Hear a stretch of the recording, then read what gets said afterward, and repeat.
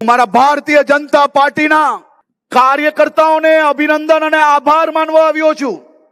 અહીંયા બેઠેલા પહેલી હરોલમાં જેટલાય નેતાઓ છે ને, મારા શીખે આ બધા તમારી ગેરંટીઓ ઉપર વડોદરાની મ્યુનિસિપલ કોર્પોરેશન સુધી કે ગુજરાતની વિધાનસભા કે દેશની સંસદ સુધી પહોંચતા હોય છે, કારણ કે તમે જે લોકો છો કે જે પોતાના બૂથમાં રાત દિવસ એક કરીને ભારે વરસાદ હોય કે ઠંડી હોય, તમારા ઘરમાં પરિવારના કોઈ કાર્યક્રમો હોય કે સામાજિક કાર્યક્રમો હોય, જો તમારા બૂથમાં કોઈ નાગરિકને નાની મોટી કોઈ બી તકલીફ પડે ને, તો તમે બધું છોડીને એની જોડે ઉભા રહો છો ને. તે માટે આજે ભારતીય જનતા પાર્ટીને ગુજરાતની સૌ જનતા એક પરિવાર છે અને આ દુનિયાનું સૌથી મોટું સંયુક્ત પરિવાર છે.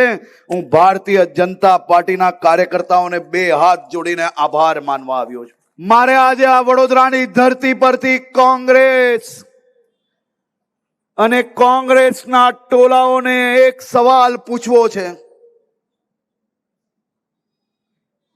જો રાહુલ ગાંધીની બહેન પ્રિયંકા ગાંધી સાંસદ બની શકે, જો અખિલેશ યાદવના પત્ની ડિમ્પલ યાદવ સાંસદ બની શકે,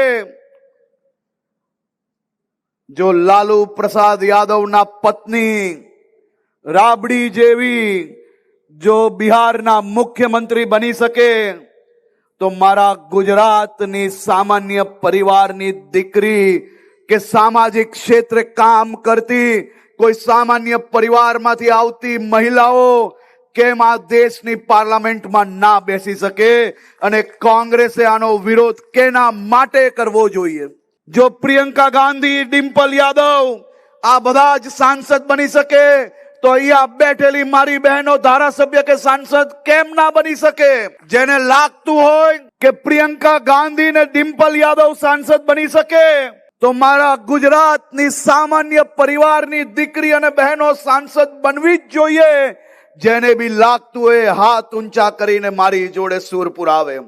બધા જ લોકોને લાગે છે આ કોંગ્રેસિયાઓ આ બિલનો વિરોધ કરે છે, શરમ આવી જોઈએ કે ના આવી જોઈએ? એમના ભૂક્કા બોલાવી લેવા જોઈએ કે ના બોલાવી લેવા જોઈએ? ત્યારે જ ન્યૂઝરૂમ ગુજરાતની યુટ્યુબ ચેનલને સબસ્ક્રાઇબ કરો અને ઇન્સ્ટાગ્રામ અને ફેસબુક પર ફોલો કરો. અપડેટ રહો, સત્યની સાથે રહો.